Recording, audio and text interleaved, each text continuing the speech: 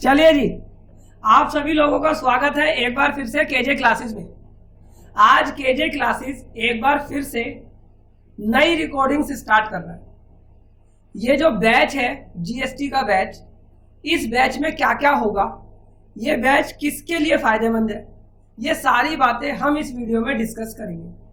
तो अगर मैं बात करूं, ये आज हमारी रिकॉर्डिंग हो रही है 15 मई 2022 को। ये वाला जो हमारा बैच है लगभग हमारा 6 महीने चलेगा। तो इसके अंदर हम कराएंगे क्या क्या, पहले इस चीज को समझ लीजिए। क्या क्या कंटेंट कवर होगा, क्या क्या सेक्शंस कवर होंगे, ठीक है, और ये कोर्स किसके लिए बेनिफिट है। इस कोर्स के अंदर अगर मैं बात करूं तो हम जीएसटी की पूरी बाउंड्री तय करेंगे। आज की क्लास में मैं आपको बता दूंगा कि हम इसमें क्या क्या चीजें कराने वाले हैं और आपको फायदा क्या होगा।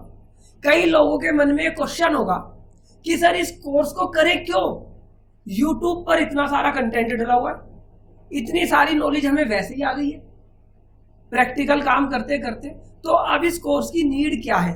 तो अगले 10 मिनट में आपको पता लग जाएगा कि इस कोर्स की आपके लिए नीड है या नहीं है। तो अगर हम स्टार्टिंग से बात करते हैं कि इस कोर्स में पढ़ना क्या है, तो अगर आपको पता हो कि 2017 में जब जीएसटी आया, जीएसटी कब से आया था 2017 में, ठीक है, 1 जुलाई 2017 से। क्या पूरे इंडिया में ही 1 जुलाई 2017 से लग गया था? हाँ, नहीं, पूरे इंडिया में 1 जुलाई से नहीं लगा था। जम्मू एंड कश्मीर में बाद में लगा था, ठीक है। वो बाद में क्यों लगा था ये भी मैं आपको बताऊंगा, ठीक है। तो जब 1 जुलाई 2017 से जीएसटी आया, लेकिन 1 साल पहले 2016 में संविधान को अमेंड करना पड़ा था, क्योंकि अगर हम इस देश में रह रहे हैं तो हमारे को संविधान को फॉलो करना होगा या नहीं होगा, ठीक है जी। तो संविधान में जीएसटी लगाने की प्रक्रिया नहीं थी, इसलिए 2016 में किसे चेंज किया गया, हमारे को कॉन्स्टिट्यूशन को चेंज कराना पड़ा। अब कॉन्स्टिट्यूशन में क्या चेंज हुआ, क्या नहीं चेंज हुआ, इसका जीएसटी से क्या लिंक है, ये हम आपको पढ़ाएंगे लगभग 1 घंटा, ठीक है। मैं आपको ये भी बताता रहूंगा कि 100 घंटे जो हम पढ़ाने वाले हैं, 120 घंटे जो पढ़ाने वाले हैं, इसमें क्या क्या कितने घंटे पढ़ाया जाएगा। तो संविधान के बारे में हम आपको बताएंगे कि भाई संविधान में चेंजेस क्यों हुए जीएसटी को लाने के लिए। सर इससे रिटर्न्स के लिए क्या मतलब, रजिस्ट्रेशन के लिए मतलब, भाई पहली बेसिक क्लास है ये, यहां पर आपकी नींव तैयार की जा रही है। इसमें कुछ टर्म्स को हम यूज करेंगे जिसके थ्रू जीएसटी चलता है, जैसे जीएसटी काउंसिल, आपने सुना होगा कि जीएसटी काउंसिल की मीटिंग है, लेकिन अगर आपको यही नहीं पता है जीएसटी काउंसिल में होता कौन है, ये बनी कैसे, इसका काम क्या है, तो शायद आप उतने अच्छे से जीएसटी ना समझ पाओ, ठीक है ना। तो हम यहाँ पर जीएसटी काउंसिल की भी चर्चा करेंगे, तो 1 घंटे में संविधान के बारे में बताएंगे। इसके बाद जीएसटी के अंदर जो हमारे सेक्शन है वो 174 सेक्शन है सीजीएसटी एक्ट में। आपको ये समझना होगा कि भाई हमारे हिंदुस्तान का जो ढांचा है वो किस तरीके से है। एक होता है, ठीक है ना, लेजिस्लेटिव बॉडी जो लॉ को बनाती है, ठीक है, जिसे हम कहते हैं पार्लियामेंट। पार्लियामेंट ने हमारे लॉ बनाया, तो लॉ जब बनाया उसमें कितने सेक्शन दे दिए, 174 सेक्शन। लेकिन ये जो 174 सेक्शंस हैं, ठीक है ना जी, ये 2017 में थे। आज की डेट की बात करूं मैं 2022 की, तो इसके अलावा इसमें क्या चीज आ चुकी है, इसमें आ चुका है अमेंडमेंट एक्ट, ठीक है ना, सीजीएसटी एक्ट, अमेंडमेंट एक्ट 2018। इसमें भी कुछ सेक्शन नए आए होंगे, कुछ बदले होंगे। इसके बाद हर साल हमारा जो फाइनेंस एक्ट आता है, उसके अंदर भी चेंजेस होते हैं। तो फाइनेंस एक्ट 19 आया, फाइनेंस एक्ट 20 आया, फाइनेंस एक्ट 2021 आया, फाइनेंस एक्ट 2022 आया। तो ये सारे के सारे एक्ट्स को भी हम इसमें इनकॉर्पोरेट करेंगे, ठीक है, 17 से लेकर 22 तक, ठीक है। इसमें जितने भी सेक्शंस हैं उसमें लगभग हम 70% सेक्शंस को कवर अप करेंगे। सर बाकी के 30% सेक्शंस क्यों नहीं करोगे? भाई 30% सेक्शन कुछ ऐसे हैं जिनका आज की डेट में यूज नहीं है, ठीक है, जो सेल्फ एक्सप्लेनेटरी है या जिसका यूज डिपार्टमेंट के लिए है, तो हम उसमें अपना टाइम वेस्ट नहीं करेंगे। हो सकता है वो वाले सेक्शंस 1% लोगों को आपको जरूरी हो, 2% लोगों को जरूरी है, लेकिन ये कोर्स डिजाइन उस हिसाब से हुआ है जो 95% लोगों के काम में आ जाएगा। ठीक है, अगर उन सेक्शंस में तुम्हें कोई डाउट होगा तो आप वो मेरे से पूछ सकते हैं। ठीक है, जो इस कोर्स में नहीं होगा, लेकिन हम कोर्स में लगभग 70 to 80% section he cover up करेंगे। क्लियर हो गया ये? इसके बाद मैं आपको बताता हूं, जैसे हमारा CGST एक्ट है ऐसे ही SGST एक्ट है। CGST एक्ट किसने बनाया? पार्लियामेंट ने, ठीक है ना जी, और सेंट्रल इसे इंप्लीमेंट कर रही है। ऐसे ही SGST एक्ट जो है वो किसने बनाया? स्टेट ने। तो दिल्ली का अपना SGST एक्ट है, महाराष्ट्र का अलग है, हरियाणा का अलग है। हम कोई भी SGST एक्ट को नहीं पढ़ेंगे क्योंकि ये सारे SGST एक्ट कॉपी पेस्ट है किससे? CGST से। ठीक है ना, उन्होंने अपने कंप्यूटर में एक कमांड लगाई है जहां पर CGST की फुल फॉर्म तो पता ही है ना, central goods and service tax, वहां पर उन्होंने उसकी जगह स्टेट करा है। तो हम इसे नहीं पढ़ेंगे। ठीक है, अगर आपको पढ़ना हो अपनी नॉलेज के लिए पढ़ लेना, लेकिन सब कॉपी पेस्ट ही आपको मिलेगा। इसके अलावा जो हमारी इंटर स्टेट सप्लाई है, ये टर्म्स बाद में जाके क्लैरिफाई होगी कि जो हमारी इंटर स्टेट सप्लाई होती है उसके लिए अलग से एक्ट बना हुआ है, IGST एक्ट। क्या बना हुआ है जी? इसमें अगर आप एक्सपोर्ट के बारे में कुछ जानना चाहते हो, इंटर स्टेट क्या होता है, ठीक है, प्लेस ऑफ सप्लाई क्या होता है, इसमें ना कुछ क्रिटिकल प्रोविजंस है। ठीक है, जो आम प्रोविजन नहीं है, जो क्रिटिकल प्रोविजंस है, वो प्रोविजंस हमारे को इस एक्ट से पढ़ने हैं। तो इसमें लगभग 25 सेक्शन है, तो 25 में से लगभग 15 सेक्शन हम यहां से करेंगे। ठीक है, ये कोर्स मैं आपको बता दूं किसके लिए बेनिफिट है। अगर आपने 12th पास कर ली और 12th पास करने के बाद आप कॉलेज में जा रहे हो, पार्ट टाइम, ठीक है ना, जॉब कर रहे हो, कुछ भी कर रहे हो, ये कोर्स आपके लिए बेनिफिट है। यहां पर हम GST का बेसिक से लेकर एडवांस तक बताएंगे। अगर आप एडवोकेट हो तो भी ये आपके काम का है, अगर आप चार्टर्ड अकाउंटेंट हो तो भी ये आपके काम का है, अगर आप स्टूडेंट हो तो भी काम का है, जॉब वाले हो तो भी काम का है। सर BA वाले भी कर सकते हैं क्या कोर्स? बिल्कुल कर सकते हैं, थोड़ी सी मेहनत एक्स्ट्रा लगेगी लेकिन कर सकते हैं। तो ये कोर्स इस तरीके से डिजाइन है कि ये स्टार्टिंग से लेके एंड तक व्यक्ति कर लेगा। ये किसी पर्टिकुलर, ऐसा नहीं है कि CA फाइनल के लिए है, ये ऐसा नहीं है कि CA PCC के लिए है, IPCC के लिए है, ये ऐसा नहीं है किसी एग्जाम के लिए। ये GST का कोर्स है, इसे फाइनल वाला भी यूज कर सकता है, PCC वाला भी यूज कर सकता है, ठीक है ना, CMA वाला भी यूज कर सकता है, CS भी, एडवोकेट भी और चार्टर्ड भी। समझ आई आपको यहां तक बातें? हाँ, इसमें कोई डाउट आपको नहीं? सर इसके अलावा एक्ट बना दिया पार्लियामेंट ने। अब उस एक्ट को बनाने के बाद उसे क्या होता है? एग्जीक्यूट कराना होता है। तो जब भी एक्ट को एग्जीक्यूट कराया जाता है तो उसकी होती है एग्जीक्यूटिव बॉडी, जो कि हमारे यहाँ पर क्या है? Central government. सेंट्रल गवर्नमेंट उस एक्ट को एग्जीक्यूट कराएगी, उस एक्ट को लाएगी, ठीक है, और जब वो एक्ट एग्जीक्यूट होगा उसे चलाने के लिए हमें चाहिए कुछ रूल्स। क्या चाहिए? कुछ रूल्स। अब ये जो रूल्स है, ये रूल्स बनाए हैं सेंट्रल गवर्नमेंट ने, ठीक है ना, ये पार्लियामेंट ने नहीं बनाए। एक्ट किसने बनाया था और रूल्स किसने बनाए? सेंट्रल। तो ये रूल्स 162 रूल्स है, ऐसे CGST के रूल्स है, ऐसे IGST के रूल्स है, और ये टाइम टू टाइम अमेंड होते रहते हैं। तो हम इन रूल्स को भी लगभग 50% रूल्स हम पढ़ेंगे।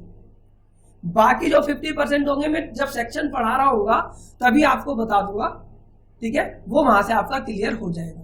और कुछ रूल्स आपको खुद भी घर पे पढ़ने पड़ेंगे, ठीक है जी। तो ये हम सारे रूल्स पढ़ेंगे। रूल्स और एक्ट में ये अंतर समझ लेना कि कुदरत का नियम है, हमने क्या बोला? कुदरत का नियम है कि भाई हर इंसान को खाना खाना है। क्या आप बिना खाना खाए रह सकते हो? नहीं रह सकते ना। तो ये एक्ट है, ये क्या है? एक्ट। इससे ऊपर कुछ भी नहीं। एक्ट बना दिया भगवान ने कि भाई तुम्हें खाना खाना है, जिंदा अगर रहना है तो। लेकिन अब जो नीचे इंसान थे, जो एग्जीक्यूटिव बॉडी थे, भाई हिंदू धर्म के अलग थे एग्जीक्यूटिव बॉडी, मुस्लिम धर्म के अलग थे, जैन धर्म के अलग थे, सबके क्या है? ये एग्जीक्यूटिव बॉडी। एक्ट तो मानना ही है। एग्जीक्यूटिव बॉडी में तो जैन धर्म वालों ने बोला भाई तुम्हें लहसुन प्याज नहीं खानी है, ठीक है, तुम्हें आलू नहीं खाना। तो ये क्या बन गया? जैन धर्म का रूल्स। कोई फॉलो करे तो बहुत अच्छा, नहीं फॉलो करे तो कोई बात नहीं, ठीक है। हिंदू धर्म ने क्या बोल दिया, कोई बात नहीं, लहसुन प्याज खा लो, मंगलवार को मत खाना, ठीक है, नवरात्रों में मत खाना। तो ये क्या बन गया, रूल्स, क्या बन गया, रूल्स, ठीक है ना। आप इस चीज को समझे। कुछ धर्म ने बोला अरे नहीं नहीं कोई बात नहीं, मुर्गा भी खा लो, बकरा भी खा लो, ताकत आएगी, ठीक है ना। तो ये क्या बन गया उनका, रूल्स। तो ये सारी चीजें क्या बन गई, रूल्स। अब आपको समझ आया रूल्स और एक्ट में अंतर। ये जो छोटी छोटी बातें, इन मेरी बातों का बुरा मत मानना तुम, चाहे आप हिंदू धर्म से हो, चाहे जैन धर्म से हो, चाहे किसी भी धर्म से हो। ये जितनी भी बातें मैं चुटकुले तुम्हें बताऊंगा, ये सिर्फ इसलिए बता रहा हूं कि क्योंकि तुम्हारे को कंसेप्ट समझ आ जाए। तो ये पूरे कोर्स के दौरान चलेंगे, तो इसे कोई दिल पे ना ले ले, ठीक है। मैं पहले ही से यहाँ पे डिस्क्लेमर दे रहा हूँ।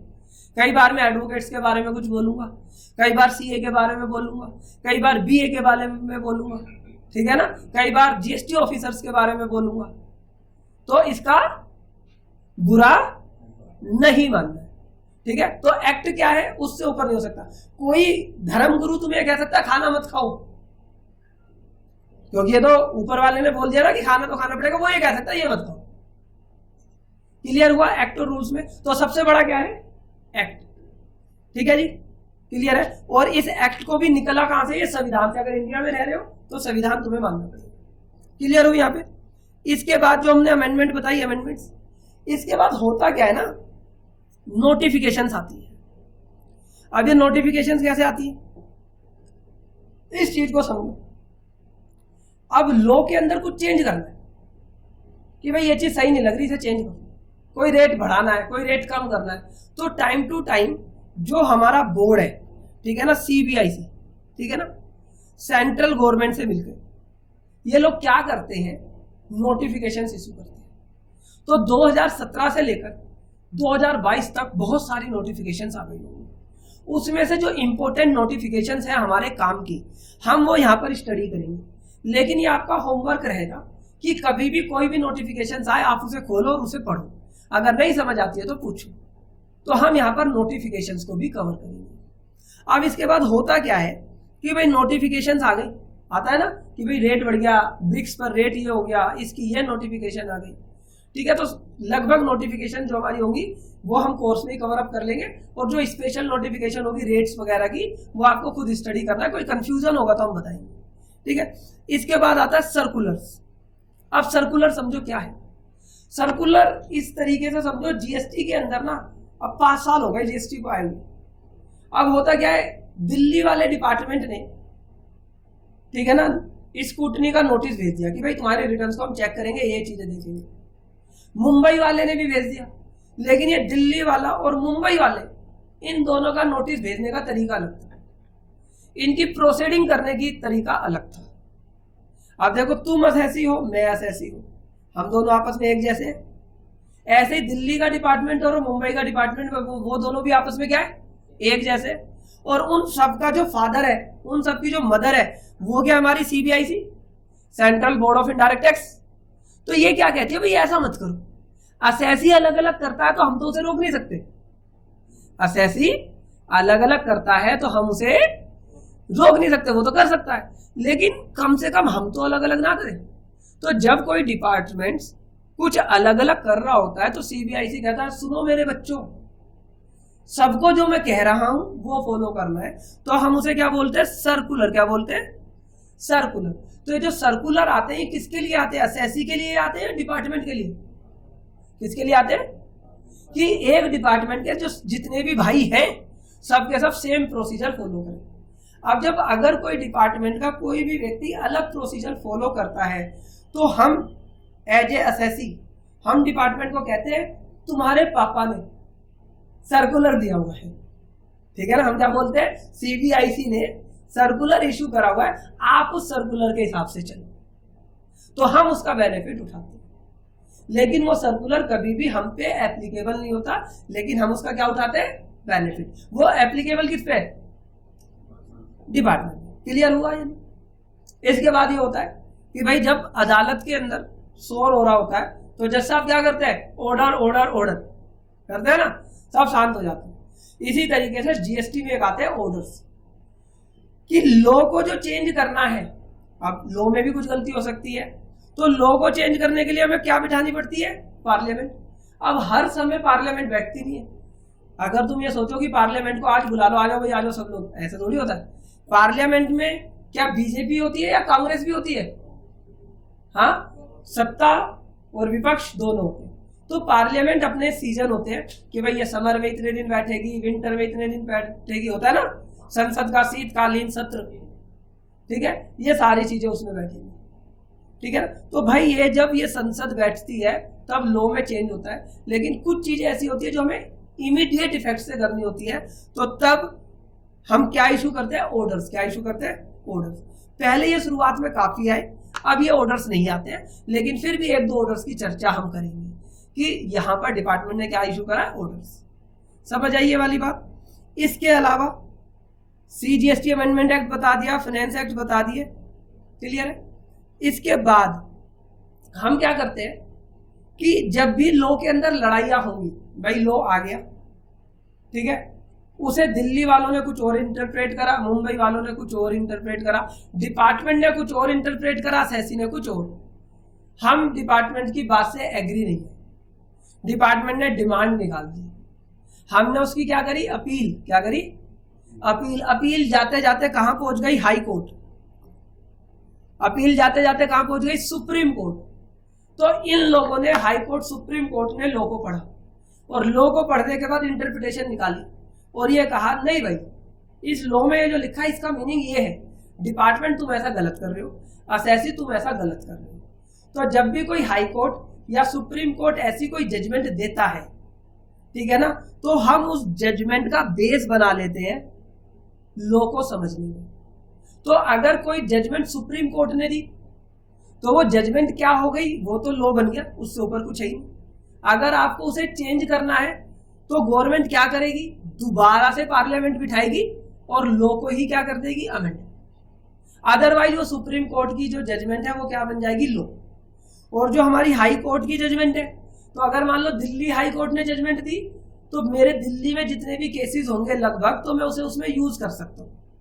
अगर मेरे केसेस हरियाणा में है तो भी मैं रेफरेंस के लिए, किसके लिए? रेफरेंस के लिए उसे यूज कर सकता हूँ। वो माने उस बात को, ना माने हम उसे बाध्य नहीं कर सकते। तो इसलिए क्या हमारे को जजमेंट पढ़नी पड़ेगी, केस लो पढ़ने पड़ेंगे या नहीं पढ़ने पड़ेंगे? बोलो, पढ़ने पड़ेंगे, ठीक है जी। तो ये हमारे को पढ़ना है। अब इसमें मैं आज ही आपको सारा पढ़ा दूंगा। सारा मतलब, अरे मैं आज आपको बता दूंगा कि पूरे जीएसटी के जो 174 सेक्शंस है, या ये जो हमारे आईजीएसटी के सेक्शंस है, उनमें क्या क्या बातें लिखी गई, ठीक है जी। फिर उसके बाद हम अपना बेसिक से शुरू करेंगे। तो पहले मैं सारे 174 सेक्शंस का आपको रेफरेंस दे दूं, 200 सेक्शंस का रेफरेंस दे दूं, डाइजेस्ट कर लोगे? हाँ, क्योंकि जब मैं कोर्स पढ़ाऊंगा तो 200 सेक्शन तो पहली क्लास में नहीं पढ़ा दूंगा पूरा डिटेल्ड में। जब मैं रजिस्ट्रेशन पढ़ा रहा हूँ तो उसके सेक्शन पढ़ाऊंगा, जब मैं आईटीसी पढ़ाऊंगा तो उसके, तो मैं पीछे वाले सेक्शंस यूज करूंगा। तो तुम्हारे को एक मोटा मोटा आइडिया होना चाहिए कि किन सेक्शंस में क्या लिखा है। डिटेल तो हम अगले 6 महीने में करेंगे, लेकिन आज हम क्या बना देते हैं? एक बाउंड्री। तो बाउंड्री समझ आई आपको या नहीं? हाँ, इसके अलावा, ठीक है ना, एक चीज और है जिसकी तुम्हें नॉलेज होनी चाहिए, वो है कंपनसेशन टू स्टेट एक्ट। ये भी हम थोड़ा सा पढ़ेंगे। अब ये क्या है? इसके पीछे एक कहानी है, कहो तो सुनाऊं कहानी? हाँ, ठीक है, जीएसटी में कंपनसेशन टू स्टेट एक्ट की एक कहानी है। अब ये कहानी वैसे खत्म होने वाली है 2022 में, लेकिन अगर तुम्हारी इच्छा है तो मैं सुना दूंगा। चलो, तो 2017 में इस कहानी की शुरुआत हुई। 17 में नहीं, बल्कि 2016 में। जब 2016 में जीएसटी को लाया गया तो जीएसटी का विरोध हुआ। क्या विरोध हुआ? क्योंकि जीएसटी, तुम्हें पता होना चाहिए कि जीएसटी एक कंजम्पशन बेस्ड टैक्स है। क्या है जी? मतलब कि जो स्टेट जितना कंज्यूम करेगी उसे उतना टैक्स मिलेगा, ठीक है। जिस कंट्री ने, आप इस चीज को समझिएगा, इंडिया को सब लोग क्यों कहते हैं कि इंडिया बहुत अच्छी कंट्री है, इंडिया में स्कोप है। इंडिया के अंदर कंजम्पशन बहुत है। क्या है जी? ठीक है ना। यहाँ पर अभी क्लास हो रही है, अभी मैं मंगा दूं बर्गर, ठीक है ना, अभी मंगा दूं मैं पिज्जा, कोल्ड ड्रिंक, चाहे हम लंच करके आए होंगे, फिर भी हम कहेंगे चल थोड़ा बहुत ले ले, ठीक है, कंज्यूम हो ही जाएगा। तो इंडिया एक कंजम्पशन कंट्री है, ठीक है ना। होता है ना कई बार, तुम्हारा पेट भरा हुआ है, तुम सोनीपत मुरथल के सामने से निकल गए, अरे अब मुरथल के सामने से निकले, पेट भरा हुआ, कोई बात नहीं, फिर भी 2 पराठे लिया, ठीक है ना, पता नहीं दोबारा मुरथल कब आएंगे। तो इंडिया में कंजम्पशन बहुत होता है, तो इसलिए अगर मैं पूरे विश्व की बात करूं तो इंडिया को एक अच्छी नजरों से देखा जाता है कि, ठीक है ना, इतना फेसबुक, इतना यूट्यूब यूएस में नहीं चलाते होंगे लोग बाग, जितना उनके प्रोडक्ट्स हम यहाँ चला रहे, तो कंज्यूम कहाँ हो रहा है, इंडिया में। इसी तरीके से जीएसटी एक कंजम्पशन बेस्ड टैक्स है, और जीएसटी में क्या कहा गया है कि जो हमारा जिस स्टेट के अंदर ज्यादा कंजम्पशन होगी टैक्स उसे मिलेगा, जिसने जनरेट करा, जिसने ओरिजिन दिया, उसे टैक्स नहीं मिलेगा। टैक्स किसे मिलेगा, जिसने कंज्यूम करा। तो कंजम्पशन की अगर मैं बात करूं, मान लो भाई मैन्युफैक्चरिंग हमारा हरियाणा कर रहा है, गाड़ियों की प्लांट हरियाणा में लगे हुए, लेकिन गाड़ियां ज्यादा कहां चल रही है, दिल्ली में, तो टैक्स किसे मिलेगा, दिल्ली को मिलेगा। तो इसे क्या बोला जाता है, कंजम्पशन बेस्ड टैक्स, ठीक है जी। पहले वैट वगैरह में ऐसे नहीं था, जीएसटी में ऐसा है। तो जीएसटी में कंजम्पशन बेस्ड टैक्स है।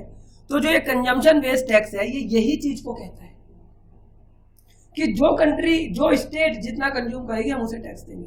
तो जब जीएसटी आ रहा था तो आधे लोगों को तो समझ ही नहीं आता था, तो कई स्टेट्स को ये समझ आया कि भाई जीएसटी आने से उन्हें ज्यादा फायदा नहीं मिलेगा, क्योंकि जो हमारी स्टेट ज्यादा कंज्यूम कर रही है उसे तो बेनिफिट मिल जाएगा, लेकिन जो प्रोडक्ट कर रही है, बना रही है, उसे ज्यादा नहीं मिलेगा।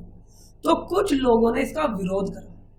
लेट सपोज हमारे जो पश्चिम बंगाल है, ठीक है ना, वेस्ट बंगाल की सीएम दीदी जी, उन्होंने इसका विरोध करा। मान लो अरविंद केजरीवाल साहब है, उन्होंने विरोध करा। चाहे समझ आया चाहे नहीं आया, विरोध तो करो ही, क्योंकि बीजेपी ला रही है, ठीक है। तो कुछ लोगों ने इसका विरोध करा कि भाई ये जीएसटी नहीं आएगा, जीएसटी काला कानून है, जीएसटी से इकोनॉमी खराब हो जाएगी, जीएसटी से देश बर्बाद हो जाएगा, हम जीएसटी को नहीं आने देंगे। अब मोदी जी बड़े परेशान, ठीक है, उस टाइम पे जेटली साहब हुआ करते थे हमारे, वो भी बड़े परेशान, क्योंकि जीएसटी लाना था पूरे इंडिया के लिए, लेकिन कुछ स्टेट क्या थी, उसके खिलाफ थी। उन्होंने कहा हम जीएसटी को नहीं लाने देंगे, हमारी स्टेट का क्या होगा, नुकसान होगा। अब चूंकि ये जो टैक्स है, ऐसा नहीं था कि ये थोप दिया जाता, इसमें जब तक स्टेट की कंसेंट नहीं मिलती तो तब तक ये नहीं लगाती। तो भाई मोदी साहब ने जेटली साहब को बुलाया और कहा कि ऐसा करो भाई, ये टैक्स तो लगाना ही है। कह रहे भाई ये मान नहीं रही कुछ स्टेट, ये कह रही है हमारा नुकसान होगा। मोदी जी कह रहे हैं नुकसान नहीं होगा, जेटली साहब कह रहे हैं नुकसान नहीं होगा, लेकिन ममता दीदी क्या कह रही है, नुकसान होगा, केजरीवाल कह रहे हैं नुकसान होगा। तो इन्होंने क्या करा, मोदी जी ने क्या कर दिया कि बात को मनाने के लिए वादा कर दिया। क्या वादा कर दिया कि अगर तुम्हारा नुकसान होता है, जो तुम्हें रिवेन्यू आ रहा है, अभी जीएसटी से पहले क्या था, वैट आता, वैट था, जो भी टैक्सेस थे, जो भी तुम्हारा वहां से टैक्स आ रहा है, आप वो बता दो हमें कितना है। तो तुम कैलकुलेशन कर लो। अब किसी गवर्नमेंट ने कहा हमारा 50,000 करोड़ है, उन्होंने कहा जीएसटी के आने से अगर तुम्हारे को लगता है तुम्हारा नुकसान होगा, तो पहली बात ये नुकसान लॉन्ग टर्म नहीं होगा, ये नुकसान किस क्या होगा, शॉर्ट टर्म, क्योंकि लोग बात समझेंगे, आएगा तब चीजें। तो जो भी तुम्हारा नुकसान होगा अगले 5 सालों तक सेंट्रल उसकी भरपाई करेगी। अगले 5 सालों तक कौन भरपाई करेगा, सेंट्रल। ये वादा, ये माँ कसम किसने खाई, मोदी जी ने खाई, ठीक है। ये माँ कसम मोदी जी ने खाई, किसके लिए, दीदी के लिए, केजरीवाल जी के लिए, या बाकी किसी के लिए जो भी विरोध कर रहे थे, कि माँ कसम खाता हूं तुम्हारा जो भी नुकसान होगा वो हम पे करेंगे। अब इन्होंने कहा मोदी जी तुम्हारी बात पे यकीन नहीं, तुमने तो ये भी कहा था 15 लाख आएंगे, ठीक है, हम तुम्हारी बात पे यकीन नहीं करते, तुम पहले में लिख कर दो, क्या दो, लिख कर दो कि अगर हमारा नुकसान हुआ तो तुम 5 साल तक भरोगे। तो मोदी जी ने लिखा। अब जब कोई भाई लिखते हैं तो ऐसे थोड़ी एक पेपर पे लिख दिया, तो इन्होंने जब लिखा तो उस लिखे हुए पत्र का नाम क्या बना, कंपनसेशन टू स्टेट एक्ट, कि जो भी स्टेट्स को नुकसान होगा उसका हम क्या करेंगे, कंपनसेट करेंगे। कितने सालों तक करेंगे, 5 सालों तक। हालांकि अभी से बढ़ाते जा रहे हैं ये लोग, ठीक है ना, अभी क्या कर रहे हैं, इसे बढ़ाते जा रहे हैं, लेकिन लॉ जब बना था ओरिजिनल क्या था कि 5 सालों तक हम, ठीक है। अब इन्होंने क्या कहा, अब इन्होंने साइन भी करके दे दिए कि हाँ कंपनसेशन हम करेंगे। अब ये फिर केजरीवाल साहब और दीदी कह रहे हैं ये तो गड़बड़ हो गया, ये तो मोदी ने लिख के भी दे दिया, अब कैसे मना करें। अब इन्होंने कहा अच्छा ये बताओ मोदी जी, तुम लिख कर तो दे रहे हो कि पैसे देंगे हम तुम्हें कंपनसेशन के, लेकिन तुम पे पैसे आएंगे कहां से, तुम पे पैसे आएंगे कहां से। अब मान लो तुम्हें कोई वादा कर दे तुम्हारा कल दोस्त कि चल मैं तुझे आज मूवी दिखाऊंगा मेरे साथ चल, अब तुम्हें पता है कि इसमें तो पैसे है ही नहीं, तो इन्होंने कहा पैसे बताओ पैसे कहां से आएंगे। तो मोदी जी ने क्या कहा, ये जो कंपनसेशन एक्ट है इसमें हम कुछ आइटम लिख देंगे, क्या कर देंगे, कुछ आइटम, उस आइटम्स पे हम क्या लगाएंगे, एक एडिशनल टैक्स लगाएंगे जिसे हम बोलेंगे सेस, क्या बोलेंगे, सेस, कंपनसेशन सेस। और वो जितना भी पैसा आएगा उसे एक अलग अकाउंट में रखेंगे और उस पैसे से तुम्हें कंपनसेट करते रहेंगे। तो इसलिए हमारे को सेस पढ़ना है। क्यों पढ़ना है, क्लियर हो गया कि जीएसटी के कुछ आइटम्स ऐसे हैं जिस पर क्या लगता है, सेस लगता है, ठीक है। अगर मैं आपको बात करूं, कोयला है जैसे उस पे सेस है, सिगरेट है उस पे सेस है, तो जो भी सिन गुड्स होते हैं, ठीक है, जो स्वास्थ्य के लिए हानिकारक होते हैं ज्यादा, तो उन पे सेस है। जैसे गाड़ी है, लग्जरी गाड़ी, ठीक है ना, तो उन पे सेस है। तो आप समझ आया सेस क्यों पढ़ना है हमारे को। तो हम सेस के बारे में भी थोड़ा आधा घंटा 1 घंटा लगाएंगे। क्लियर हुआ यहाँ तक, यहाँ तक कोई डाउट। हाँ, अब आपको बाउंड्री पता लग गई, एक बार रिपीट करो, क्या क्या पढ़ना है, सीजीएसटी एक्ट पढ़ना है जी, एसजीएसटी एक्ट पढ़ना है, नहीं पढ़ना, ठीक है, वो तो कॉपी पेस्ट है। आईजीएसटी एक्ट पढ़ना है, रूल्स पढ़ने, नोटिफिकेशन पढ़नी है, सर्कुलर पढ़ने, ऑर्डर्स पढ़ने, ठीक है जी, बोलो, केस लॉ पढ़ने, कंपनसेशन एक्ट पढ़ना है, आईजीएसटी एक्ट पढ़ना है, ठीक है, फाइनेंस एक्ट में जो अमेंडमेंट्स आ रही है वो पढ़नी है। अब अगर ये सारी चीज तुम्हें कोई पढ़ा देता है 25 घंटे में या 50 घंटों में या 40 घंटों में, अब तुम समझ लो कि तुम क्या सीख रहे हो। कई लोग मेरे से शिकायत करते हैं, वो कहते हैं इतना बड़ा कोर्स, हम तो जीएसटी के ज्ञानी हैं, हम इतना बड़ा कोर्स नहीं पढ़ेंगे, यूट्यूब पे सब कुछ है। तो अगर आप यूट्यूब से सारी चीजें सिस्टमेटिक पढ़ लो, किसी एक टीचर से, किसी से यूट्यूब से पूरा सिस्टमेटिक पढ़ लो, तो शायद आपको मेरे से पढ़ने की नीड नहीं है। यूट्यूब पर इतना सारा कंटेंट है, ये सब है, लेकिन वो क्या नहीं है, सिस्टमेटिक नहीं। तुम्हें ढूंढने में ही इतना टाइम और इतनी एनर्जी लग जाएगी कि तुम परेशान हो जाओगे और तुम्हें पता नहीं होगा वो अपडेटेड है या नहीं। और जो व्यक्ति तुम्हें कह रहा है मैं 25 घंटे में पूरा जीएसटी समझा दूंगा, 40 घंटे में जीएसटी समझा दूंगा पूरा, तो बताओ वो कहीं ना कहीं कंप्रोमाइज करेगा या नहीं, बोलो। क्या जितनी चीजें मैंने तुम्हें बताई हैं, क्या ये 20 घंटे 25 घंटे की चीजें, और अभी तो प्रैक्टिकल रह गया हमारा, इसके साथ हमारा क्या रह गया भाई, 1 कैसे भरे, 3, अरे सर वो तो हमें आता है। अरे तुम्हें आता है, गलत फाइल करते हो बहुत सारे लोग, तभी तो नोटिस आते हैं, तो उन्हें सही कैसे फाइल करें। तो क्या प्रैक्टिकल में भी टाइम लगेगा या नहीं लगेगा। तो भाई यहाँ पर जो भी व्यक्ति इस कोर्स को कर रहा है या जो भी व्यक्ति हमारे इस कोर्स को परचेज कर रहा है, मैं पहले ही बता दूं, मिनिमम 70 घंटे, 80 घंटे, 100 घंटे, 120 घंटे के लिए मेंटली और फिजिकली प्रिपेयर रहना, तभी आप कर पाओगे। क्योंकि इसके अलावा हो सकता है इंडस्ट्री वाइज भी जीएसटी है। इंडस्ट्री वाइज जीएसटी कैसे भाई, रियल एस्टेट पे क्या ट्रीटमेंट होगा, हॉस्पिटल्स में क्या ट्रीटमेंट होगा, रेस्टोरेंट्स में क्या ट्रीटमेंट होगा, समझ में आया नहीं आया, स्कूलों में क्या ट्रीटमेंट होगा, एजुकेशन पे क्या इंपैक्ट है। तो ये इंडस्ट्री वाइज भी है। तो इसलिए ये जीएसटी का कोर्स जो हम आपको करा रहे हैं, इसलिए ये लेंथी है थोड़ा सा, लेकिन इसे करने के बाद तुम्हारी बाउंड्री पूरी तय हो जाएगी, तुम्हें और कहीं जाना देखने की जरूरत नहीं है। समझ आई मेरी बात या नहीं। हाँ, तो अब मैं आपको अगले आधे घंटे में पूरे सेक्शंस बता दूंगा कि किस सेक्शंस में क्या क्या हम पढ़ेंगे। यहां तक किसी को कोई डाउट हो तो बोलो।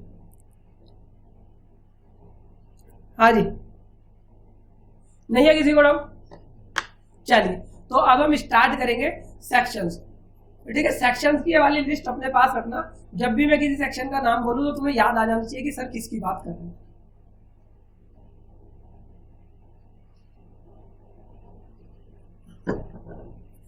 हम बात कर रहे हैं CGST एक्ट 2017। पेरेंट हमारा लॉ यही है, लेकिन ये एक्ट क्या हो रहा है, बार बार अमेंड हो रहा है। तो जो अमेंडेड सेक्शन है वो हम देख लेंगे, लेकिन ये पेरेंट सेक्शंस को एक बार देख लेंगे। तो इसमें हमने क्या करा है भाई, हमारे सेक्शंस है, इसके कोरस्पॉन्डिंग रूल्स क्या है, ठीक है ना। तो जैसे मैं आपसे पूछूंगा कि भाई रूल नंबर 10 में बात लिखी है, तो आपको ये पता हो या ना हो कि रूल नंबर 10 किस चीज का है, लेकिन चैप्टर पता हो। लेकिन क्या बताओ, अगर मैं बोलूं रूल 10 की बात कर रहा हूं मैं, तो तुम क्या समझ रहे हो, CGST रूल ही समझ रहे हो ना। लेकिन तुम्हें यह नहीं पता कि यार इसमें चैप्टर कौन सा है। तो कम से कम आप चैप्टर ध्यान में रखिए। जब भी मैं सेक्शन की बात करूंगा तो आप चैप्टर ध्यान में रखेंगे, ये किस चैप्टर से। चैप्टर का मतलब हमारा क्या हो गया, रजिस्ट्रेशन एक चैप्टर है, रिटर्न्स एक चैप्टर है, ITC एक चैप्टर है, ऑडिट एक चैप्टर है। तो एटलीस्ट तुम्हें क्या याद रखना है, चैप्टर। पहले चैप्टर्स याद रखोगे, फिर उसके बाद तुम्हें एग्जैक्ट सेक्शन भी याद हो जाएगा कि ये किस चीज की बात करते हैं। ठीक है जी, तो हम स्टार्ट कर रहे हैं पहले सेक्शन से। तो पहला सेक्शन है हमारा, और इन सेक्शंस को अगर कुछ होगा तो मैं आपको बताता रहूंगा कि ये सेक्शंस क्या कहते हैं। और कई लोग, आज भी मैंने ना यूट्यूब पर क्वेश्चन डाला, यूट्यूब पर जब मैं क्वेश्चन डालता हूं तो 20 लोग, 25 लोग, 50 लोग आज भी गलत आंसर देते हैं। कैसे गलत आंसर देते हैं, उन्हें अभी पता ही नहीं है कि भाई ये चीज है क्या। अगर मैं आपको दिखाऊं, हम कम्युनिटी शेयर पे क्वेश्चन डालते रहते, देखा है आपने, मेरा पोल डालता रहता हूं मैं। हाँ जी, अब जैसे मैंने यहाँ पर एक क्वेश्चन डाला, मैं तुम्हें दिखाता हूँ अभी कम्युनिटी पे, इसे देखते रहना। मैंने क्या क्वेश्चन डाला, सिंपल सा क्वेश्चन पूछता हूँ, फिर भी कई लोग गलत आंसर दे देते हैं। मैंने क्वेश्चन डाला कि भाई GST कहाँ कहाँ एप्लीकेबल है। क्या क्वेश्चन डाला, कहाँ कहाँ एप्लीकेबल है। तो 11% लोगों ने गलत आंसर दिया है। कितने परसेंट लोगों ने, 11 ने। मैंने 3 घंटे पहले डाला कि GST कहाँ कहाँ एप्लीकेबल है, तो 89% को तो पता है कि पूरे इंडिया पर है। 7% लोग अब भी मानते हैं कि जम्मू एंड कश्मीर में नहीं है, और 4% तो कह रहे हैं कि अंडमान निकोबार में भी नहीं है। तो मेरा कोशिश ये रहेगी कि आप लोग इन 11% में ना हो, किस में आओ, ऊपर वाले में। ठीक है ना। अभी जैसे मैंने इस वाले क्वेश्चन में 22% लोगों का आंसर गलत है, सिर्फ 78% लोगों को सही पता है। तो अभी भी GST की अवेयरनेस है, समझ आई कि बहुत कम लोगों को पता है। बिल्कुल। तो अभी मैंने एक क्वेश्चन मैं आपसे पूछता हूँ, आप मुझे बताना। ये इंटरव्यू में पूछता हूँ मैं, जब भी मैं किसी का इंटरव्यू लेता हूँ या जब भी हम टेस्ट लेते हैं तो उसमें क्वेश्चन पूछते हैं। हम कहते हैं कि भाई GST की स्पेलिंग बता, कि GST क्या है। ये है GST, या GST की फुल फॉर्म ये है, या GST की फुल फॉर्म ये है। बोलो जी, क्या है GST की फुल फॉर्म? हाँ, कई लोगों ने बोला ये है, लेकिन बहुत सारे लोग ये देते हैं आंसर, कुछ लोग ये भी देते हैं। तो यहां पर आपको ये समझना है कि एक एक वर्ड्स का यहां पर मीनिंग है, एक एक वर्ड्स का मीनिंग है। हर वर्ड्स कुछ कहता है। आप देखोगे कि आपने अपील ड्राफ्ट करी, आपने नोटिस आपके पास आया, बहुत सारे लोगों ने इसकी स्पेलिंग ही गलत लिखी हुई। तो जिस व्यक्ति को स्पेलिंग ही नहीं पता तो वो आगे क्या करेगा। है छोटी सी बात, लेकिन बन जाती क्या है, बड़ी बात। तो यहाँ पर अगर मैं सेक्शन 1 की बात करूं तो हमारा सेक्शन 1 इसी चीज को बताता है। सेक्शन 1 क्या कहता है? Short title extend and commitment. ये क्या कहता है कि भाई इसका नाम क्या होगा। जैसे जब आपके घर में कोई बच्चा जन्म लेता है तो जन्म लेते ही हम उसका नामकरण कर देते हैं या नहीं कर देते? क्यों करते हैं हम नामकरण? कि पता चले अड़ोसी पड़ोसी से किसी और नाम से बुलाने लगे, कभी कोई कहे टोलू गोलू मोलू, ठीक है ना। तो इसलिए पहले से इसका नामकरण कर देते हैं, क्योंकि नामकरण होने के बाद भी लोग बाग उल्टे सीधे नामों से बुलाते रहते हैं, ठीक है ना। बच्चे को गुस्सा आता रहता है, लेकिन क्या करें। तो इसलिए पहले से ही पहला सेक्शन किस चीज का है? नामकरण का। तो इसके पहले सेक्शन में क्या लिखा हुआ है कि भाई इसका टाइटल क्या होगा। अच्छा, ये सारा लॉ पढ़ने के लिए हम एक साइट पर जाएंगे। हम मतलब मैं, ठीक है। अगर तुम भी जाना चाहो तो चले जाना, लेकिन मैं एक साइट पर जाऊंगा इस लॉ को पढ़ने के लिए, ठीक है ना। और अगर आपको इस साइट का सब्सक्रिप्शन लेना होगा तो आप हमारी टीम से बात करके इसका सब्सक्रिप्शन ले लेंगे, ठीक है ना। और अदरवाइज आप कोई भी लॉ वगैरह कहीं से और से पढ़ना चाहे तो पढ़ लेना, लेकिन मैं जो लॉ पढ़ता हूँ वो इस साइट से पढ़ता हूँ। इसमें मुझे फायदा क्या होता है, इस साइट से पढ़ने से मेरे को यहाँ पर अपडेटेड मिल जाता है। क्या मिल जाता है जी? सारा अपडेटेड। तो इसे बोला जाता है ई लाइब्रेरी। क्या बोला जाता है? तो ये पूरी लाइब्रेरी है। इसमें क्या है, हमारा पूरा जीएसटी का लॉ है, रूल्स है, रेट्स है, ठीक है ना, पूरा कैलेंडर है, केस लॉ है, ठीक है ना, फाइनेंस बिल है, ठीक है ना, एडवांस रूलिंग है, सारा पूरा जीएसटी का है। तो जैसे मुझे अब सेक्शन 1 पढ़ना है तो मैं एक्ट डाउनलोड नहीं कर रहा साइट से, क्योंकि हो सकता है वो क्या ना हो, अपडेटेड ना हो। लेकिन ये साइट क्या है? अपडेटेड है। तो इसका एक सब्सक्रिप्शन होता है। अगर आपको लेना है तो हमारी टीम से बात कर लेना, वो आपको इसका सब्सक्रिप्शन दिला देंगे और वो ये भी बता देंगे कि कैसे। तो मैंने पहला सेक्शन इसका पढ़ा, तो मैं जितने भी सेक्शन पढ़ूंगा कहाँ से पढ़ूंगा? यहाँ से, ठीक है जी। हाँ, आप या तो इसे लिखते रहना या अपने एक्ट जो निकाला है उसमें प्रिंट में कर लेना, या इसका सब्सक्रिप्शन आप भी ले लेना, ठीक है। जबरदस्ती नहीं है, अच्छा लगे तो लेना, नहीं तो कोई बात नहीं, मेरे लिए बहुत फायदेमंद है। तो हम पहला सेक्शन पढ़ रहे हैं, short title extend and commitment. तो इसने क्या लिखा पहले में? This act may be called central goods and services. क्या वर्ड है यहाँ पर? सर्विसेज। अगर यहाँ पर वर्ड सर्विस होता तो इसका नाम सर्विस होता। फिर दूसरा क्या है? It extend to whole of India. और यहाँ पर देखो, इसका मतलब यहाँ पर 1 लिखा हुआ है, तो इसका मतलब क्या है कि ये ओरिजिनल ऐसा नहीं था, ओरिजिनल ऐसा नहीं था ये, ठीक है ना। अगर मैं बात करूं ये कब से आया है? 8 जुलाई से। कैसे? 1 जुलाई तक इसमें कुछ और लिखा हुआ था, 1 जुलाई से 6 जुलाई 7 जुलाई तक कुछ और लिखा हुआ था। क्या लिखा हुआ था? ठीक है, it extend to whole of India except the state of Jammu and Kashmir. लेकिन 8 जुलाई से क्या हो गया? ये पूरे इंडिया का है। समझ आया यानी? तो एक्ट पढ़ने के लिए आप ये जीएसटी लाइब्रेरी ले सकते हो, ठीक है। साल का इसका सब्सक्रिप्शन वही 2,500-3 हज़ार रुपये के अप्रोक्स होता है। तो अगर आप इसे यूज करोगे तो आपकी लाइफ अच्छी हो जाएगी, ठीक है। हमारी टीम से बात करके इसे ले लेना, ठीक है। अब दूसरी बात करता हूं एडमिनिस्ट्रेशन की। किसकी? पहला चैप्टर क्लियर हो गया? बोलो जी। सर आपने दूसरा सेक्शन तो छोड़ दिया। हाँ जी, दूसरा सेक्शन क्या है? डेफिनेशन का। किसका है? डेफिनेशन। अब जब हम जीएसटी एक्ट पढ़ेंगे तो इसके अंदर हम डेफिनेशन पढ़ेंगे। डेफिनेशन कौन कौन सी पढ़ेंगे हम? ठीक है, हम डेफिनेशंस देखेंगे कि भाई जीएसटी में क्या कहते हैं, टर्नओवर किसे कहते हैं, टैक्सेबल पर्सन कौन होता है, समझे, रजिस्टर्ड पर्सन कौन होता है। ऐसे लगभग हमें 100-125 डेफिनेशंस को पढ़ना है। 100-125 में से 50-75 डेफिनेशंस हमारे काम में आने वाली है। जब भी आप पूछोगे कि सर टर्नओवर का क्या मीनिंग है, टर्नओवर में सेल भी डालेंगे, सेल्स रिटर्न भी डालेंगे, कैसे लेंगे, तो मैं कहूंगा कि ये डेफिनेशन पढ़ लो, पता लग जाए। तो डेफिनेशन का मतलब क्या है? एक्ट शुरू होने से पहले ही उन्होंने बता दिया कि सावधान, ठीक है ना, कि ये डेफिनेशन है। जैसे जब युद्ध शुरू होता है तो नियम बता दिए जाते हैं या नहीं? हाँ, युद्ध शुरू होने से पहले नियम बता दिए जाते हैं कि भाई सूर्यास्त के बाद युद्ध नहीं होगा, सूर्यास्त कब माना जाएगा वो भी बता दिया। इसी तरीके से क्या ये डेफिनेशन बता दी कि इसका मीनिंग जो हम बता रहे फैमिली, एक इसमें आएगा मीनिंग फैमिली, क्या आएगा? फैमिली की डेफिनेशन, अब तुम्हारे हिसाब से फैमिली की डेफिनेशन क्या है डॉक्टर जी बताएं।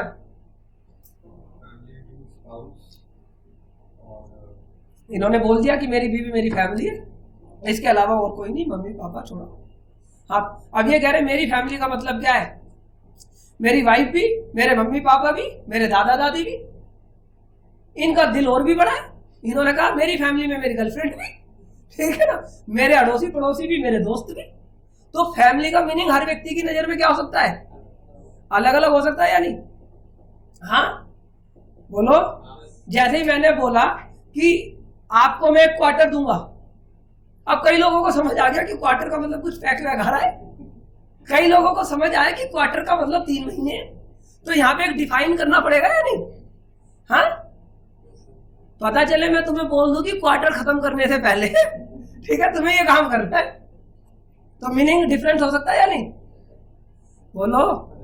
तो इसलिए इन्होंने क्या कहा कि हमारी डेफिनेशन अलग है, तो हर चीज की डेफिनेशन अलग है। तो आप जब भी जीएसटी लॉ को यूज करेंगे तो इन डेफिनेशंस को पढ़ेंगे। क्लियर है।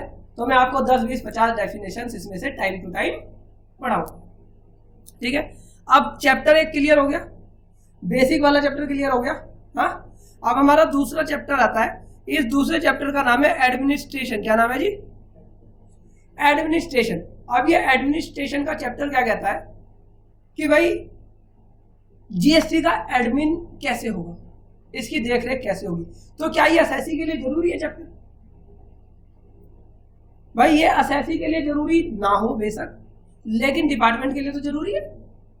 अब पता चले एक असेसी है, उसे पहले सेंट्रल वाले भी बुला ले, हाँ भाई तुझे नोटिस भेजा हमने, ठीक है, दोबारा से स्टेट वाले भी बुला ले कि चल भाई चल तुझे नोटिस भेजा। मतलब एक व्यक्ति की 2 बार पिटाई हो रही है, पापा भी पिटाई कर रहे हैं, मम्मी भी है, तो गलत है ना। तो इन्होंने क्या बना दिया यहाँ पे, एडमिनिस्ट्रेशन। क्या बना दिया कि भाई हमने एक ऐसा सिस्टम बनाएंगे कि एक असेसी को एक ही व्यक्ति डील करे, दूसरा व्यक्ति उसे डील ना करे। तो इसके लिए इन्होंने काफी चीजें लिखी है। अपॉइंटमेंट ऑफ ऑफिसर करा है कि ऑफिसर्स कौन कौन होंगे, पावर ऑफ ऑफिसर्स करा है कि ऑफिसर्स की पावर होगी, और एक क्या करा है यहाँ पर इन्होंने, ऑथराइजेशन ऑफ ऑफिसर्स।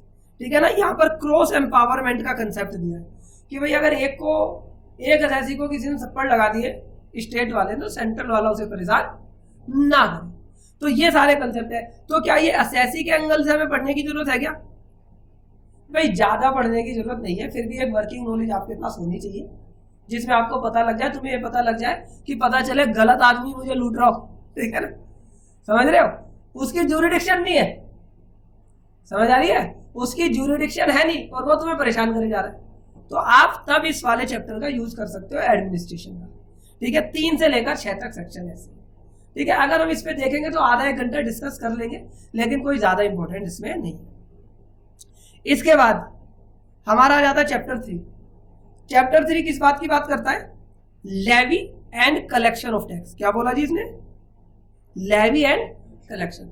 ये कहता है कि हम आपको बताएंगे कि जीएसटी लेवी कैसे होगा। लेवी का मतलब होता है लगाना, क्या होता है, लगाना। और कलेक्ट का मतलब क्या होता है, कलेक्ट करना। जैसे मैंने इस बैच की फीस लगा दी 10,000, कितनी फीस लग गई तुम पे, 10,000, लेकिन क्या तुमने मुझे 10 दे दी, नहीं दी। कलेक्ट कितनी करी है तुमने, अब तुमने कहा जी मैं तो आज 1000 रुपये ले रहा हूं, वैसे 2000 ले लो, तो कलेक्ट कितनी हुई, 2000। और लेवी कितनी हुई, जैसे ही तुमने क्लास अटेंड करी लेवी हो गई तुमने 10,000, ठीक है ना।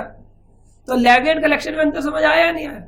हाँ, अगर देखो बहुत सारे लोग जो मेरी इस वीडियो को देख रहे हैं उन्हें जीएसटी की पहले से भी काफी नॉलेज होगी, ठीक है ना, तो मैं कुछ बातें ऐसी भी करूंगा कि जिन्हें नॉलेज है वो कैच कर लेंगे। लेकिन जो नन्हे मुन्ने हैं, मतलब जो 12th पास करके आए हैं या जो पहली बार जीएसटी पढ़ रहे हैं, वो उन बातों को इग्नोर करते हैं, तुम्हें आगे समझ आएगी। जैसे मैं आपको बताऊं, जीएसटीआर 1 होती है, आगे पढ़ेंगे ना रिटर्न्स में, एक आएगी जीएसटीआर 1 जिसमें हम सप्लाई डालेंगे, आउटवर्ड सप्लाई। तो उसके अंदर अभी तक क्या है कि लेट भी फाइल कर दो तो कोई लेट फीस नहीं लेता है क्या पोर्टल, नहीं। लेकिन अगर लॉ को पढ़ते हो तो लॉ में लिखा हुआ है कि लेट फाइल करोगे तो लेट फीस लेंगे। तो यहाँ पर एक क्लासिक एग्जांपल है ये लेवी एंड कलेक्शन का। तो क्या जीएसटीआर 1 पे लेवी हो रही है लेट फीस या नहीं, क्या जीएसटीआर 1 से कलेक्ट हो रही है लेट फीस, नहीं। तो लेवी एंड कलेक्शन में समझ आया नहीं। तो हम इन 3 चैप्टर में पढ़ेंगे, ठीक है ना। इस चैप्टर में पढ़ेंगे कि भाई पहली बात ये लेवी एंड कलेक्शन कैसे होगा, इसे हम बोलते हैं सेक्शन 9। क्या बोलते हैं? इसके सामने लिख सकते हो चार्जिंग सेक्शन। क्या लिख सकते हो? Charging section. क्या बोलेंगे हम इसे? भाई जीएसटी किस पर लगेगा, किस पर नहीं लगेगा, कैसे लेवी होगा और कैसे कलेक्ट होगा। आपने देखा होगा हिंदुस्तान में बहुत सारे लोगों के ऊपर जीएसटी अभी लग ही नहीं रहा। ये पानी की बोतल है, पानी की बोतल पर जीएसटी है, मान लो ये जो प्लास्टिक की बोतल बना रहा है कोई, उस पर जीएसटी है। बोतल पे, किस पे? बोतल पे। लेकिन हर व्यक्ति जो इसे बना रहा है उस पर जीएसटी नहीं है। जैसे मैं एग्जांपल बताता हूं, अभी लंच के अंदर तुम समोसा खाने जाना, समोसा खाने जाना किसी फेमस दुकान पर, जैसे दिल्ली की लक्ष्मी नगर की फेमस दुकान है हीरा स्वीट्स। तो अगर तुम वहां पर समोसा खाने जाओगे तो क्या तुम जीएसटी दोगे? बोलो, अरे दोगे भाई, दोगे या नहीं दोगे? तुम कपड़े खरीदने जाना V3S शोरूम में, ब्रांड में जाना, लुइस फिलिप्स से, ठीक है ना, रेमंड्स पे, क्या जीएसटी दोगे? दोगे या नहीं दोगे? अब यही चीज समझना कि तुमने समोसा खाया ठेली वाले से, नीचे उतरे, वो ठेली वाला कह रहा 10 के 4 समोसे ले लो, तुमने उससे समोसा खाया, क्या उसे जीएसटी दोगे? तो अब बताओ समोसे में जीएसटी है या नहीं है? इसका मतलब क्या है? समोसे पर जीएसटी है, इसका मतलब उस रेडी वाले पर नहीं। तो हम ये कंसेप्ट पढ़ेंगे कि लेवी किस पे होगा और कलेक्ट किससे करा जाएगा। समझ आया? तुमने कपड़े खरीद लिए, रोड पर 100 रुपए की शर्ट ले लो, 100 रुपए की शर्ट ले लो, मेट्रो स्टेशन के बाहर होता है ना, जीएसटी लेता है वो तुमसे, रेमंड से जाके ले लो, जीएसटी लेता है। इसका मतलब कपड़े के ऊपर जीएसटी है। लेकिन अगर वही कपड़ा रेमंड बेच रहा है तो है, लेकिन वही कपड़ा ठेली वाला बेच रहा है तो कुछ ना कुछ तो कंसेप्ट होगा ना। तो ये किस में पढ़ेंगे हम? ये सेक्शन 9 में लेवी एंड कलेक्शन में। किस में पढ़ेंगे? लेवी एंड कलेक्शन में। इसके बाद हम पढ़ेंगे कि जो जीएसटी है ये किसके ऊपर है? सप्लाई पर। किसके ऊपर है ये जीएसटी? अब भाई ये जो जीएसटी सप्लाई पर है, तो सप्लाई किसे कहते हैं? सप्लाई के अंदर क्या चीज आएगी? ये वाली बात हमें कौन बताएगा? सेक्शन 7 कि क्या सप्लाई है क्या नहीं है। अब मैंने तुम्हें पढ़ाया और पैसे ले लिए, क्या ये सप्लाई है या नहीं? है सप्लाई? तुम्हें लग रहा है हाँ सप्लाई है। अब मैंने यहां पर पूरा जो वर्ड होगा ना, यहाँ पे गुड्स और सर्विस की बात नहीं कर रहे हम, यहाँ पे किसकी बात कर रहे हैं? सप्लाई पर। क्योंकि जीएसटी किस पर है? सप्लाई ऑफ गुड्स और सर्विस। किस पर है? अगर कोई चीज सप्लाई नहीं है तो उस पर जीएसटी। तो मैंने तुम्हें पढ़ाया, तुमने पैसे दिए, सप्लाई है या नहीं है? है तुम्हें लग रहा है? मैंने तुम्हें फ्री पढ़ाया, सप्लाई है? अच्छा मैंने अपनी बीवी को पढ़ा दिया, सप्लाई है? अच्छा मेट्रो स्टेशन पे तुम जा रहे थे, एक दूसरी तरफ लड़की खड़ी है, इधर की तरफ तुम खड़े हो, तुमने उसे देखा, उसने तुम्हें देखा, स्माइल पास हुई, उसके बाद उसने अपना फोन नंबर दिया और उस फोन नंबर पे तुमने 10,000 रुपए ट्रांसफर कर दिए स्माइल के लिए, तो जीएसटी लगेगा उस स्माइल पे? सप्लाई मानी जाएगी? सर्विस तो है। हाँ? तुम्हें उसने स्माइल दी, तुम्हारे तन बदन में एक ठंडक आ गई, है ना, तुमने उसके बदले 10,000 रुपए दे दिए। अब यहां से भी तो यही हो रहा है, मैं जीएसटी तुम्हें पढ़ा रहा हूं, तुम उसके पैसे दे रहे हो। कई लोग कहते हैं मजा आ गया, कई लोग कहते हैं मजा नहीं आया, ठीक है ना। तो सप्लाई क्या है ये हमें नहीं पता, ये कौन बताएगा? सेक्शन 7। तो इसमें आराम से ना 1-1.5 घंटा लगाएंगे, 2 घंटे, कि सप्लाई क्या है यही पता लग जाएगा। समझ में आई मेरी बात? यानी क्योंकि अगर वो चीज सप्लाई नहीं होगी तो उस पर जीएसटी नहीं बनेगा, ठीक है। कोई आदमी मर गया, ठीक है ना, उसे फूकने जा रहे हैं, उसमें वहां लकड़ियां लगी, कबर के पैसे लगे, तो वो जो लकड़ियां उसने दी, क्या वो सप्लाई है या नहीं? क्या मुर्दे से पैसे लिए जाए या नहीं? चल वे चल खड़ा हो, जीएसटी दे। अरे वो लकड़ियां मैंने अपनी फैक्ट्री में यूज करी तो सप्लाई हो गई, लेकिन वही लकड़ियां मुर्दे ने यूज करी तो क्या पता वो सप्लाई हो या ना हो, क्योंकि मुर्दे से तो ले नहीं सकते ना खड़ा कर। चल भाई चल, क्लियर है? समझ में आई मेरी बात?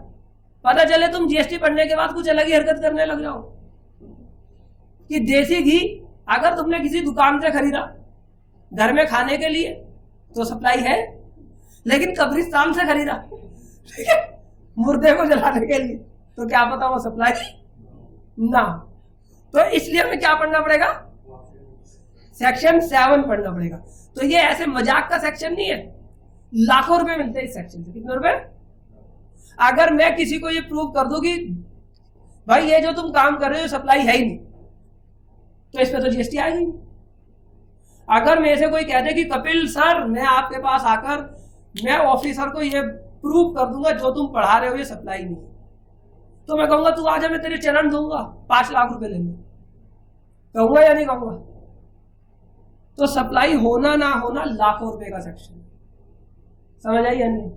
तो डिपार्टमेंट तो हर चीज को क्या करा है, हमें क्या पढ़ना है कि ये चीज सप्लाई नहीं है या क्या चीज है, क्योंकि गड़बड़ हो गई तो दिक्कत है। तो तुम्हें लग रहा है कि ये लाखों रुपए का सेक्शन बन सकता है? हाँ, क्योंकि इस हिंदुस्तान में बहुत सारी सर्विस ऐसी है। तुम तो मजाक कर रहे हो कि किसी ने फोटो अपना नंबर दिया, तुमने मूवी नहीं देखी क्या? वो एक मूवी आई थी, ठीक है, हेलो मैं पूजा बोल रही हूँ, ड्रीम गर्ल।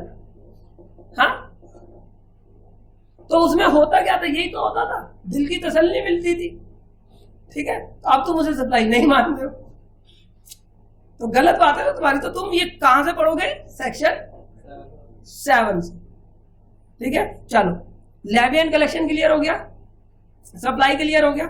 इसके बाद हम बात करेंगे कंपोजिट एंड मिक्स सप्लाई की। किसकी बात करेंगे? Composite and mix supply. जैसे कंपोजिट एंड मिक्स सप्लाई क्या है? जैसे तुमने हमसे क्लासें ली, क्लासों के साथ हमने तुमके क्या दे रहे? नोट्स भी दे रहे। क्या दे रहे? एसी लेकर आते हो तो साथ में वो कहता है इंस्टॉल कर दूं सर, तो 2 सर्विस हो गई ना, एक एसी की और एक इंस्टॉलेशन की। तो जब भी एक से ज्यादा गुड्स या सर्विस इन्वॉल्व होंगे तो उसमें जीएसटी कैसे लगेगा वो सेक्शन 8 बताएगा। वो कैसे बताएगा? सेक्शन 8। इस पे भी 1 घंटा लगाएंगे, ठीक है जी। इसके बाद जब आप जीएसटी में रजिस्ट्रेशन ले लेते हो तो जीएसटी में रजिस्ट्रेशन लेते ही तुम्हारे ऊपर ना बारिश होने लगती है, पैसों की नहीं, ठीक है ना, कंप्लाइंस की। किसकी बारिश होने लगती है? भाई आ गया जीएसटी में रजिस्ट्रेशन लेकर, फटाफट जीएसटीआर 1 भर। उसने जीएसटीआर 1 भर के थोड़ा सा सांस लिया, अरे फटाफट जीएसटीआर 3 भी भर। उसने थोड़ा सा सांस लिया, ऐसा कर टैक्स की पेमेंट कर दे, फटाफट ऐसा कर अब 9 भर दे, अब 9 सी भर दे। इंसान परेशान हो जाता है। तो जीएसटी में जब भी कोई व्यक्ति रजिस्ट्रेशन लेता है तो रजिस्ट्रेशन लेते समय उससे पूछा जाता है कि तू अपनी औकात बता, कि तू छोटा आदमी है या बड़ा आदमी। तो अगर वो व्यक्ति कहता है मैं छोटा आदमी हूं, तो हम उससे कहते हैं देख जीएसटी ना बड़ा कंप्लाइंस बहुत ज्यादा करने पड़ेंगे, तो अगर तू छोटा आदमी है तो अपनी औकात में रहे। ऐसा कर, जीएसटी में ना 2 सेक्शन है, एक तो है सेक्शन 9, क्या है? सेक्शन 9, और एक है सेक्शन 10। अगर तू सेक्शन 9 के हिसाब से आएगा तो तेरे पे कंप्लाइंस की क्या हो जाएगी? बरसात, ठीक है ना।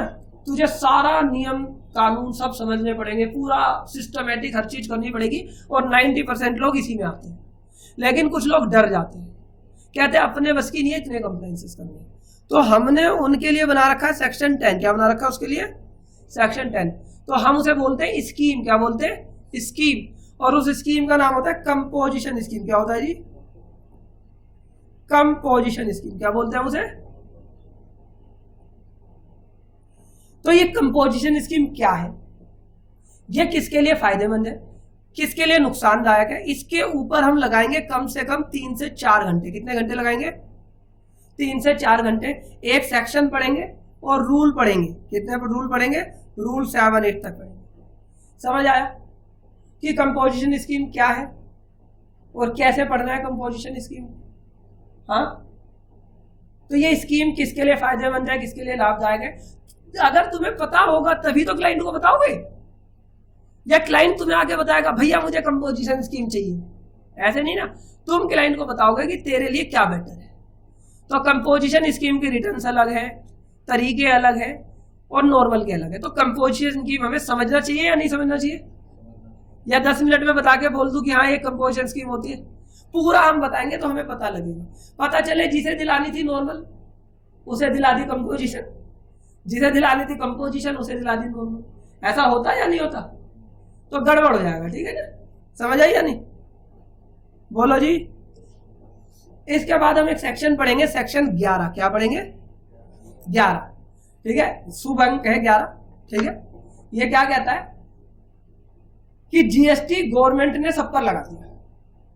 ठीक है जी, अभी जब सेक्शन 9 पढ़ेंगे तो वो बताएगा किस किस पर लगाया, लेकिन सेक्शन 11 ये कहेगा कि वैसे तो इसके ऊपर जीएसटी है।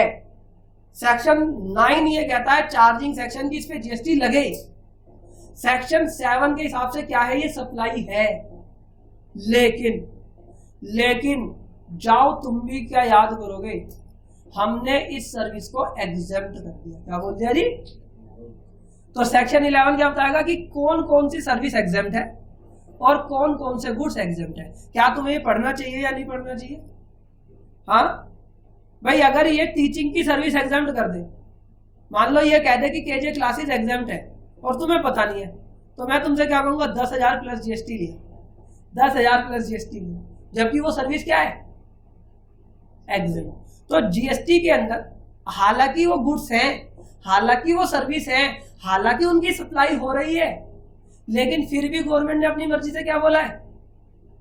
एग्जेम्प्ट। क्या बोला उन्हें? एक दो एग्जांपल बताओ। जैसे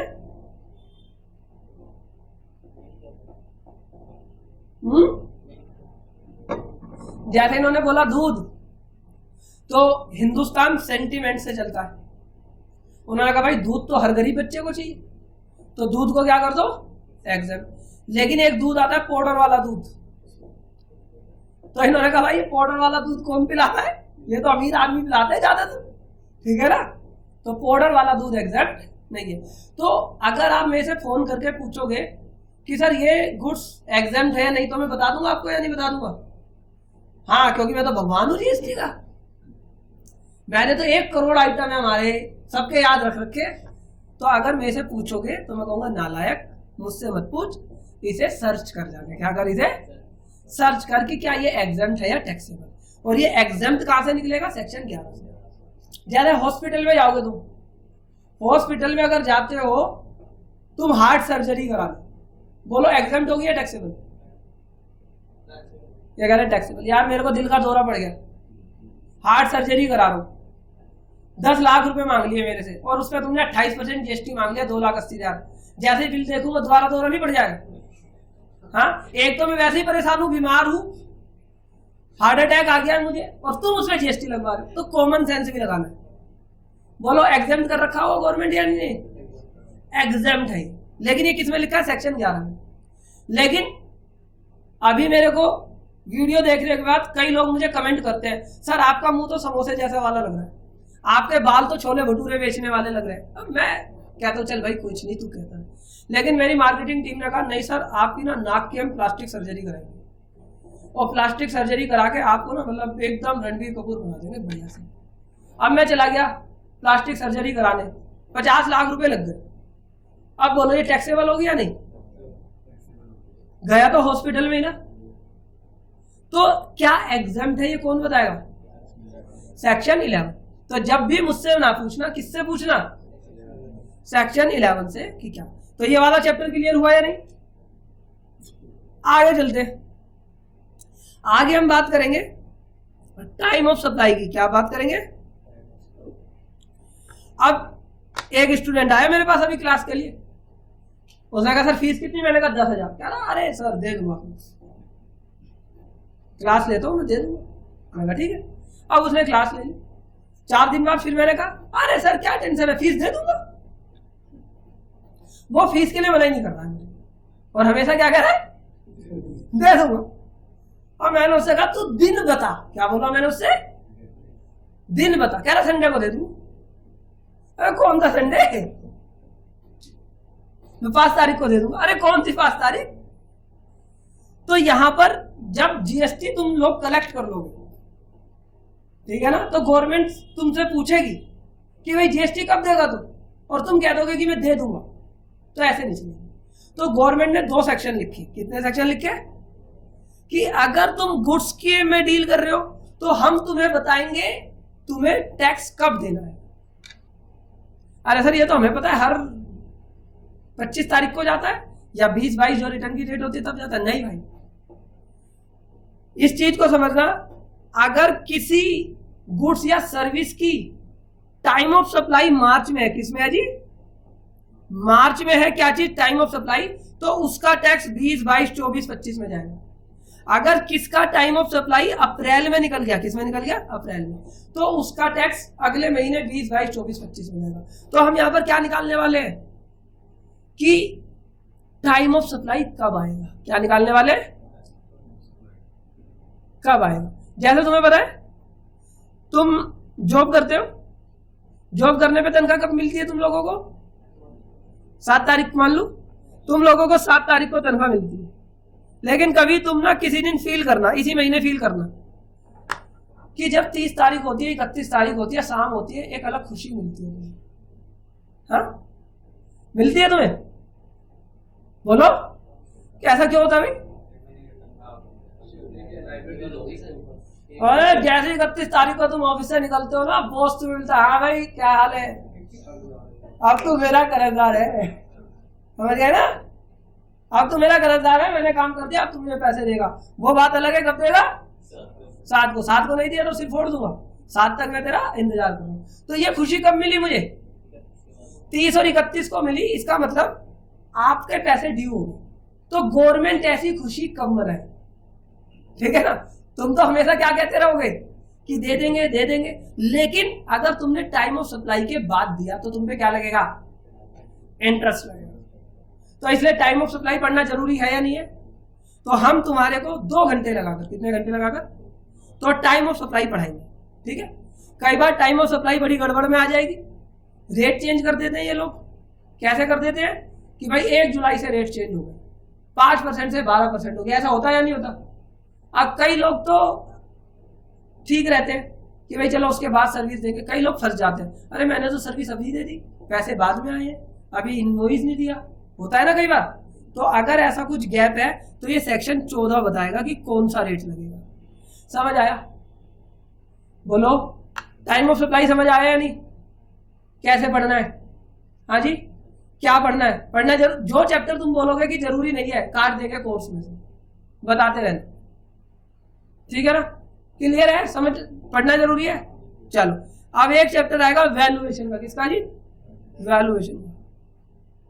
अब जब ये वैल्यूएशन की बात आती है कि वैल्यू ऑफ सप्लाई क्या होगी, अब मैंने एक बच्चे से बोला यार फीस दे दे जीएसटी की, कह रहा हाँ ले लो ना, क्या मना थोड़ी कर रहे हो, लो 500 रुपये ले लो, ठीक है 500 रुपये, ये कह रहे सब पढ़ा रहे हो 500 में, तुम नहीं पढ़ाओ, ऐसा करो रजिस्ट्रेशन की फीस 100 रुपये ले लो जीएसटी की। तो कोई 100 रुपये ले रहा है, कोई 500 ले रहा है, कोई 2000 ले रहा है।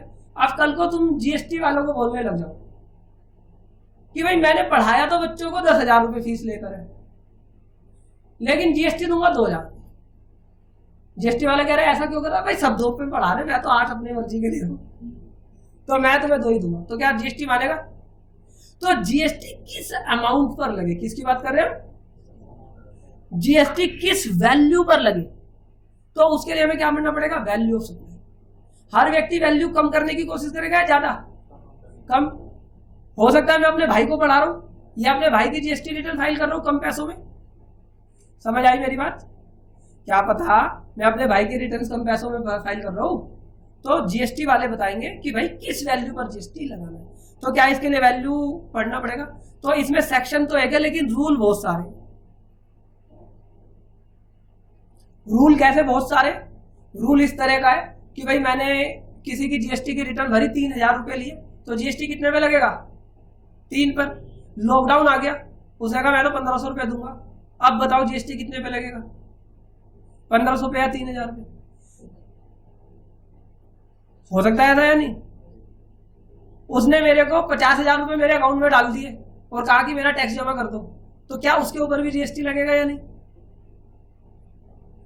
ये सारी बातें इस चैप्टर में पढ़नी, तो कम से कम इसमें हम लगाएंगे 3 घंटे कि वैल्यू ऑफ सप्लाई क्या होता है, क्योंकि अगर कम वैल्यू पे लगा दिया तो भी दिक्कत है, ज्यादा पे लगा दे तो नुकसान। ठीक है, अपने भाई को बेचा तब किस पे वैल्यू पे लगेगा, अपने दूसरे जीएसटी नंबर पे बेचा तब कितने पे लगेगा, ठीक है, अपनी गर्लफ्रेंड को दिया तो कितने पे लगेगा, कम पैसों में दिया तो कितने पे लगेगा, ये सारा किस में पढ़ना पड़ेगा, बोलो, वैल्यू ऑफ सप्लाई पे। समझ आई ये वाली बात या नहीं आई? हाँ, हर व्यक्ति कम करने की सोचेगा, ठीक है, लेकिन हमें पढ़ना है, ठीक है। इसके बाद एक चैप्टर पढ़ेंगे इनपुट टैक्स क्रेडिट। ये सारे चैप्टर में लाइन से नहीं पढ़ाऊंगा, लेकिन पढ़ाएंगे।